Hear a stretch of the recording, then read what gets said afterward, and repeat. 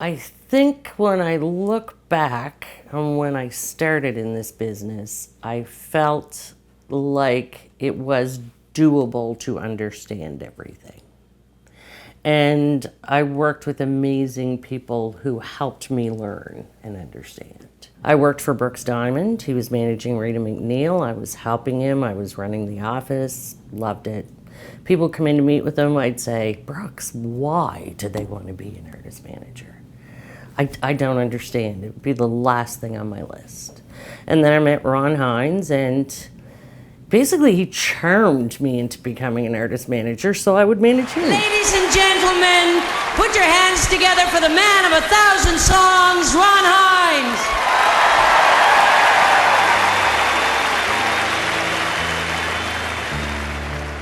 It was not the voice of God. It was only rolling thunder. And I stood outside the detox, and the night was ran. You know, back then there wasn't the internet and social media, and we were really disconnected. We were very isolated. When we started the ECMAs, we didn't even have the remotest idea who to invite from Toronto. But this part of the country has always been supportive and collaborative, and there was very little competition. There was certainly more than enough artists and more than enough work then for everybody to be busy, and they just kind of gave each other a hand up. And when we started ECMA, I was the only female on the board. They elected me chair, and those 10 or 12 men just kept pushing me out front. No, you go to Toronto, you have the meetings. Now, upon reflection, I think that's because they knew that meant I would do all the work, but you know, it was still very, very supportive. I first met Wayne in the Best Western in Antigonish at a regional Coca conference. He was a booking agent. I was representing Ron, actually, at the time. I'm great at recognizing all kinds of talent, and I recognized early on that Wayne was a very talented guy, particularly when it comes to the live music scene. So I sort of started slowly sucking him into my world, and he was really the guy out there holding that together, building the team, running it on the road. And he's been doing that to some degree with all of the artists we work with ever since. I remember when I first met Sheri Jones, she was managing Ashley McIsaac, and he was blowing up on Much Music first, and then he kind of blew up on the front pages.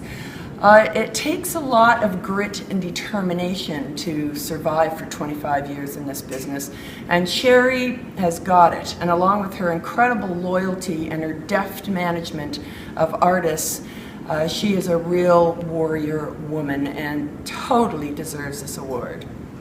Congratulations, Sheri. You're a warrior woman. Long may you reign. Ready to roll. Take 10. A huge congratulations, Sheri.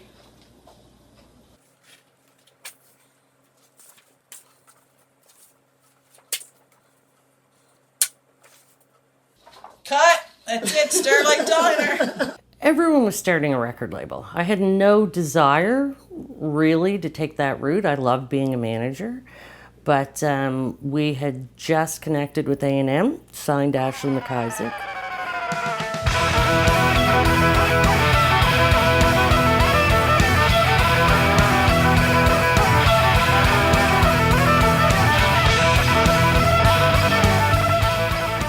Loved everyone there, and Joe Summers was just such an amazing man. And we had dinner one night, and I just thought, I wonder if I wanted to start a label, would he support that?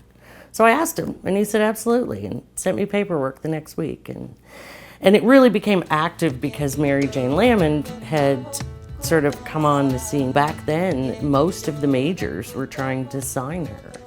And she said to me, I'm a Gaelic singer. I don't want to be a pop singer. I don't think that's the right place for me. So essentially I started Turtle Music for Mary Jane, and Mary Jane and Gordy are still on that label. Change your mind like you change your shirt. Hey Sheri, congratulations on this leadership award from CIMA. It's fantastic news and very well deserved. I think about back in the day when we first met, was Rita McNeil. You worked with Brooks Diamond way back when. And then we had the privilege of partnering on Ashley McIsaac at A&M Records. You know, you have always been an incredible supporter of all of the artists you've worked with. And more importantly, just such an incredible leader for the East Coast music scene. You've worn that through your entire life and helped so many artists out there get recognized and be heard. So congratulations. Thrilled for you getting this award tonight, Sheri. Congratulations. Woohoo! Sheri, this is a much deserved award. I remember so fondly that day that we met for the first time. You were the coolest cat I'd ever met, and our work together from then was just so much fun. Let's start it again. From Costa Rica to changing business across this country and around the world, Sheri, you are amazing. So well done. Let's celebrate in person. We love you. I love Bye. you. Congratulations. I used to say I was just Miss Bubblegum. I don't know anything about music, but I knew a catchy song if I heard one. That, of course, develops over time, and now it's about the lyric and the sentiment and an artist knowing the nucleus of who they are, because if they don't know that, I don't know that, and it's very difficult to promote something that doesn't have a center. And Joel Plaskett's an extraordinary reminder of that. I went to his show recently at Massey with his dad, a very, very folk record, beautiful folk record. He just knows how to entertain people. He knows how to get them all on his side and make them feel good and give them what they want. This is the sound of me saying goodbye around the bend to the next blue sky. This is the sound of me saying goodbye.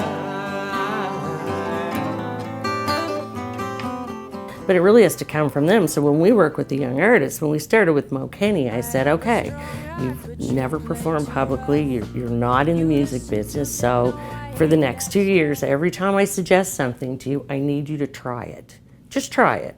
If it doesn't feel right, you don't have to do it. About 2 years from now, I will suggest something to you and you will turn around and say, that's really not me. And then we'll be where we need to be to forge ahead. That's pretty much how it works with all of them. We give them lots of feedback and input, but it's about putting opportunity in their path so they can help to discover where they want to go. And then we try and help them get there.